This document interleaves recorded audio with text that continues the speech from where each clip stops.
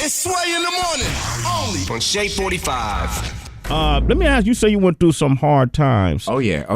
What was probably that low moment you feel like was in your life at that time through your career? You know what? It now looking in hindsight, I understand what it was, but I didn't understand what it was then. You see what I'm saying? So I reached out for a lot of things to feel good about myself that were going to actually take me out of there. You know, and I ain't got to go into detail because people know who know. Yeah.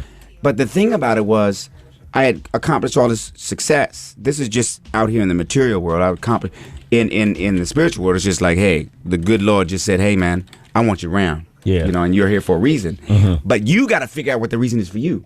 And see, I got to this point where it's like, you know, I went from, you know, working at the IHOP to going all the way to being a major TV and movie star. And you know, and I was like, you know, okay, I got cars and now I got money and da-da-da-da-da-da.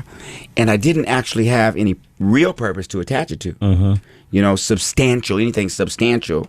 Because my mom found me in a trash can, raised me with her family. Wow. You know what I mean? Yeah. At a Mississippi in 1963, white woman, you know?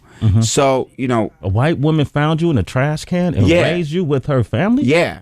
Yeah, that's my story. Damn. So it's like, here I am, and I didn't understand why I'm feeling all this alienation in Hollywood and all these people are like, in other words, I thought I had it all.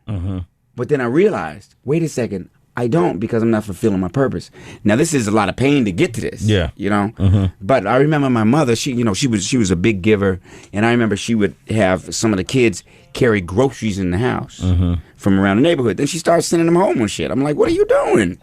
We're hungry. She was like, you will see one day what I'm doing. And then it occurred to me, wait a second, I got all this to do service. I got all this to get back what I got. See? So then all of a sudden it became less important to be at the party or to know who's who and all that, because it would always elude you anyway. Yeah. You know, the person that you think is the friend or whatever, when they get the money and the success, you're like, hey man, just give me a call and say hi, and they don't, and then you feel so bad about it. You know, but what balances that out is you get to say, okay, that's you. That's what you're about. It's cool. You know what I mean? But the neighborhood I came up in D.C. and here in Manhattan, 93rd and Broadway up there, a friend was a friend. You know, grew around with Dominicans, Puerto Ricans, East Indian, Jamaican, African, whatever, white, Jewish, you know, Irish, whatever, Italian. You know, and so it's all even. You know, and so now that I'm I had to get an internal balance that can't be disturbed by how much money I got in my pocket or how much prestige I got. You know, it's about who I am as a person. You know, and I had to find that. It's Sway in the morning, only on Shea 45.